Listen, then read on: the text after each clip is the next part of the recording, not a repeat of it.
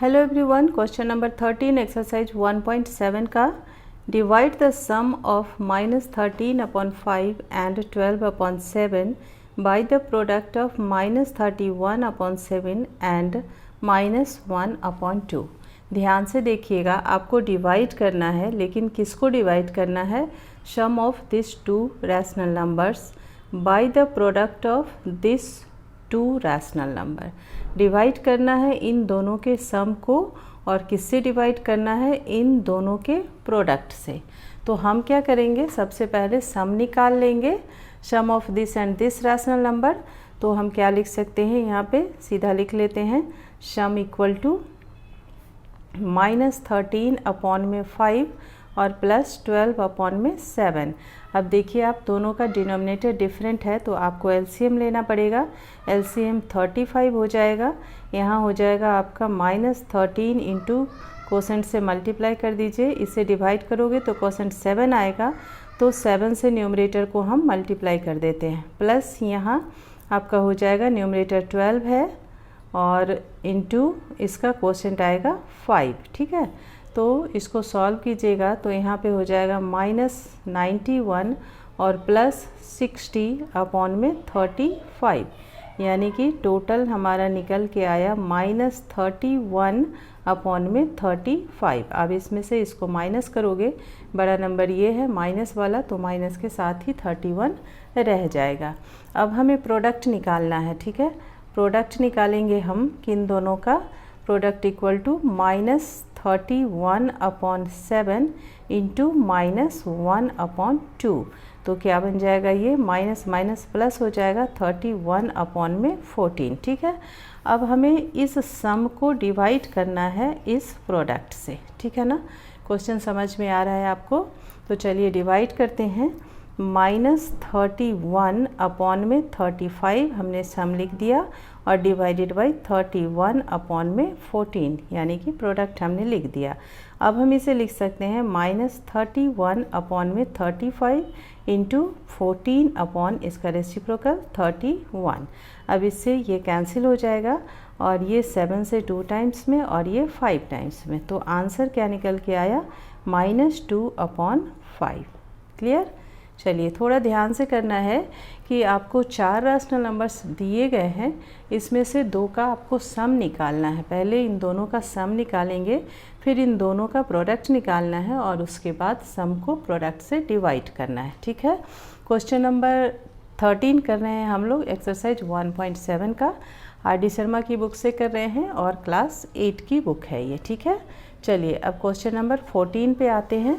14 क्या कह रहा है? Divide the sum of 65/12 and 12/7 by their difference. अच्छा, देखिए, पहले हमें क्या करना है, इन दोनों का सम निकालना है, और फिर इन्हीं दोनों का डिफरेंस भी निकालना है, और उसके बाद डिवाइड करना है। सम को डिवाइड करना है डिफरेंस से। ठीक है, तो सबसे पहले तो आप सम निकालिए दोनों का।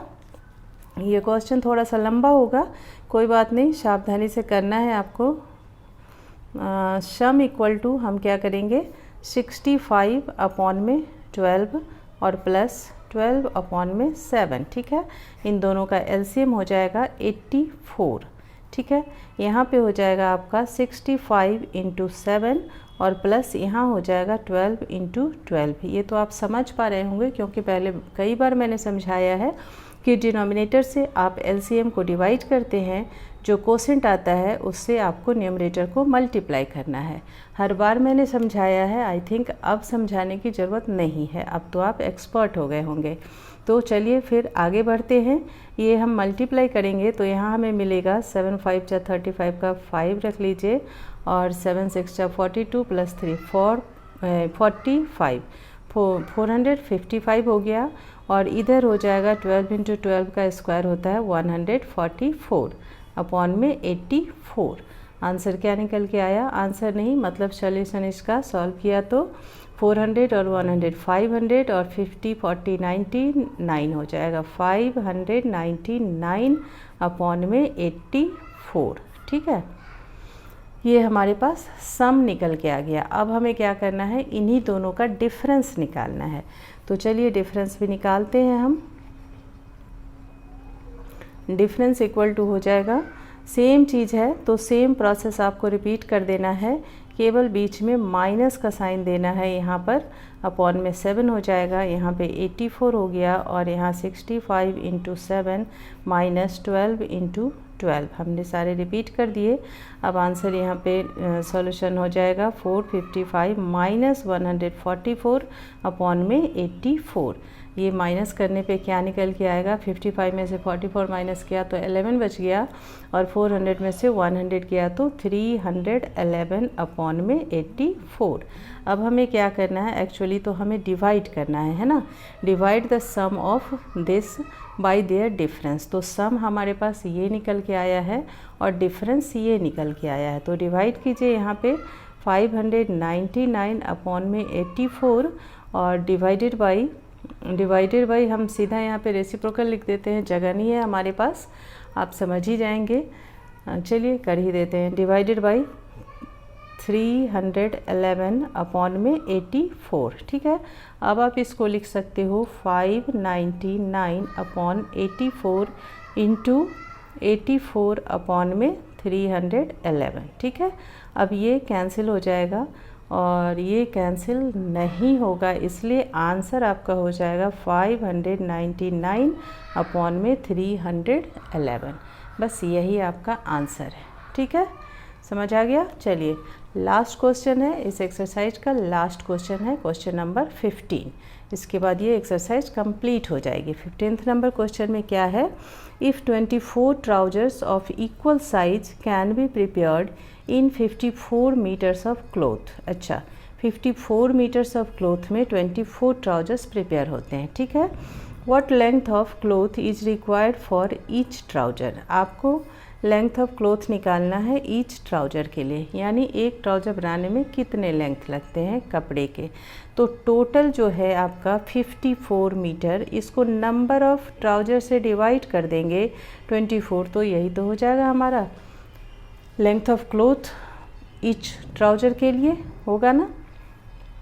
कैंसिल कर दीजिए इसको, 2 से हो जाएगा ये 12 टाइम में, और यहाँ हो जाएगा आपका 2 2 जा 4, 2 7 जा, फिर 3 से हो जाएगा 3 9 जा और 3 4 जा, यानी कि 9 अपॉन में 4 मीटर लगेंगे आपके एक ट्राउजर के लिए क्लॉथ, ठीक है, पर ट्राउजर, ठीक है। इतना मीटर क्लॉथ लगेगा एक ट्राउजर के लिए, बस यही हमें निकालना था।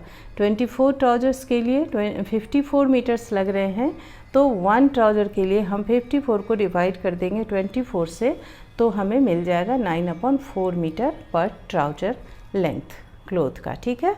चलिए ये हमारा एक्सरसाइज 1.7 का लास्ट क्वेश्चन था और आज हमने एक्सरसाइज 1.7 कंप्लीट कर लिया है। आपको पता है कि ये रैशनल नंबर चैप्टर से कर रहे हैं, क्लास 8 का, और आर.डी. शर्मा की बुक से कर रहे हैं।